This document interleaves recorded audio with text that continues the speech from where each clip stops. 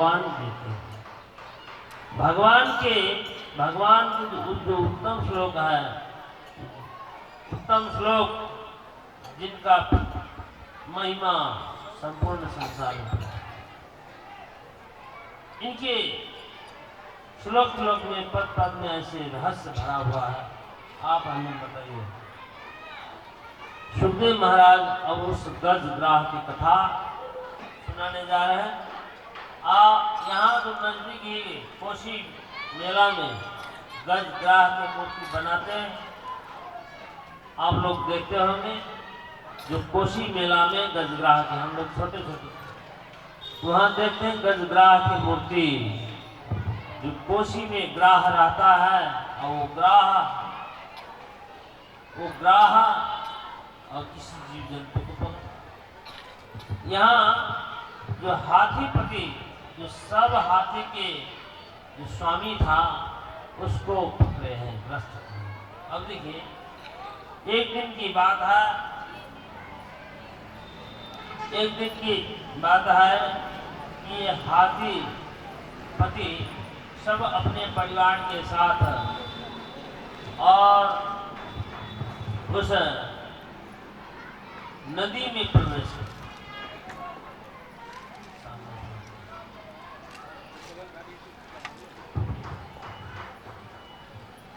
हाथी पति अपने परिवार के साथ वो हाथी नदी में प्रवेश करते हैं। वहां एक दूसरे को पानी अपने सूंड से फेंकते हैं, जैसे कोई मनुष्य लोग नदी में या तालाब में डुबकी लगा करके खूब स्नान करते, रमन करते हैं। उसी प्रकार हाथी भी उस नदी में मग्न हो, और उसी समय में आकर के एक बलवान, बहुत बलशाली ग्राह आकर के वही मुख्य हाथी को ही पांव पकड़ ले, पांव को ग्रस्त कर, और वो ग्राह पानी की ओर खींच रहा है, गहरा पानी की ओर, और हाथी भी अपने बाहर के ओर खींच रहा है। लेकिन हाथी की शक्ति कमजोर होते जा रहा था, क्योंकि उसका रक्त पीते जा रहा था ग्राह, और वो बलवान होते जा रहा था, ये कमजोर होते जा रहा था। और हाथी भी उस हाथी को बाहर निकालने के प्रयास किया, लेकिन धीरे धीरे सब हाथी असफल हुए और धीरे धीरे छोड़ते चले गए। तब तक उस हाथी के पीछा करते रहे। अपना प्राण सभी का प्यारा होता है। अपने प्राण बचाने के लिए सब हाथी उसको छोड़ करके चल पड़े, और वो जो मुख्य हाथी था उसका कोई आशा भरोसा नहीं रहा। अंत में जब वो सोचा कि अब मैं नहीं बचने वाला हूँ, तब भगवान से प्रार्थना करते हैं। अब देखिए, हाथी योनि में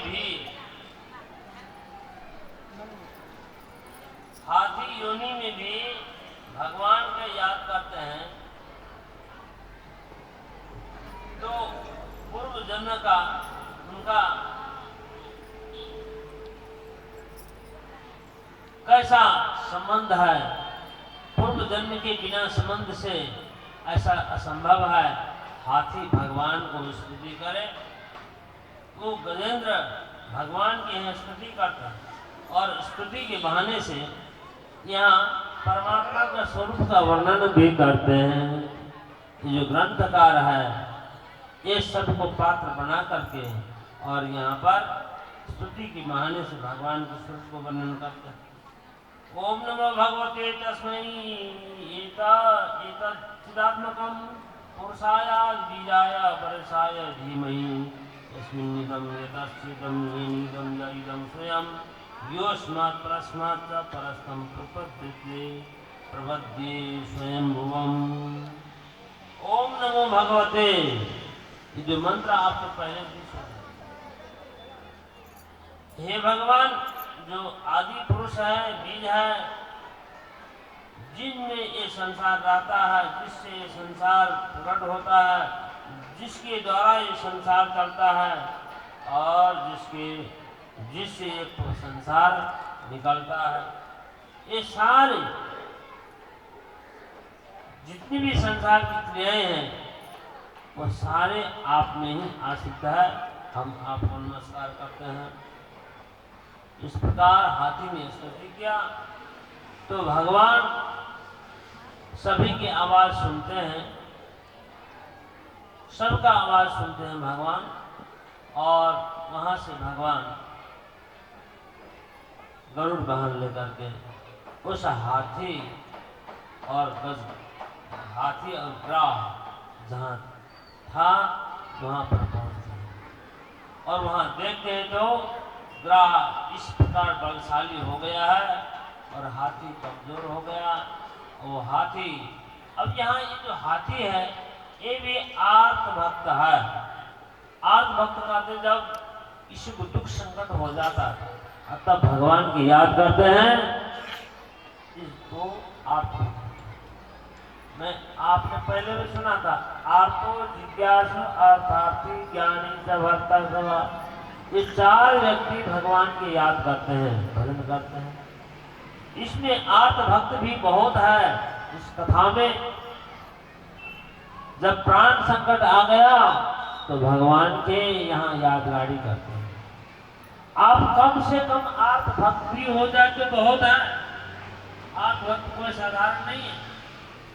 आर्त भक्त जिनकी पुकार से भगवान आ जाए वो कोई कम हुआ? जिनके पुकार से भगवान आ जाए वो साधारण नहीं। और कोई जिज्ञासु भक्त है जो भगवान को जानना चाहते हैं, और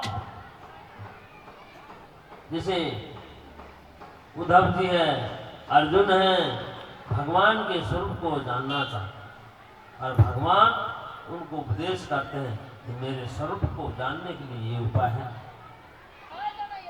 आर्त जिज्ञासु अर्थार्थी, धन संपत्ति चाहने वाले।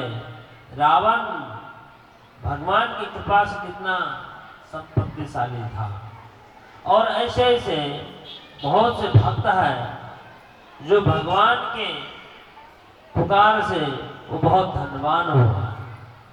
ये अर्थार्थिक। ज्ञानी जब भरतर हुआ, ज्ञानी तो फिर कहना ही क्या।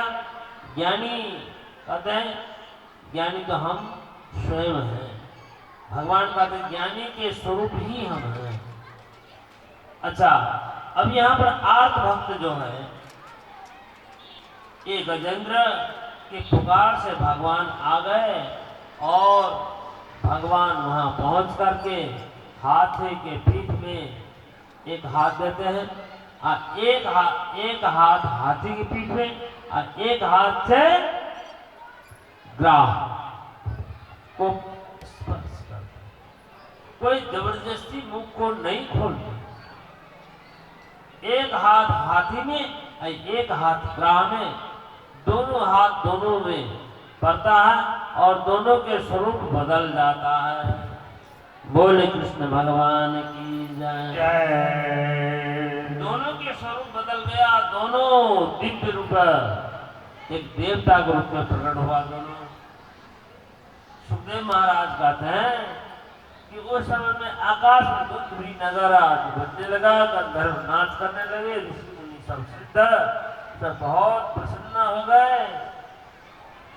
सुखदेव महाराज कहते हैं राजा, वो जो ग्राह था वो परम आश्चर्य बहुत सुंदर रूप लावण्य से संपन्न देवता प्रकट हुआ, तो ऐसे गति को कैसे प्राप्त किया था।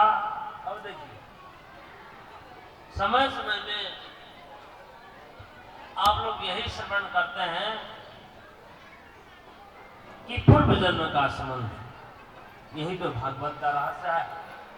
अन्य ग्रंथ में इस प्रकार की शैली नहीं है, इसलिए श्रीमद् भागवत महापुराण बहुत विश्व प्रसिद्ध है।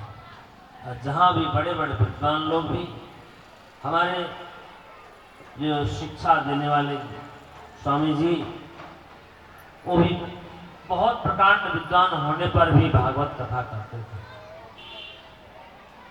तो यह कहते हैं जो ग्राह का रूप जो बदल गया परम आश्चर्य देव रूप में, तो पूर्व जन्म का संबंध बताते हैं।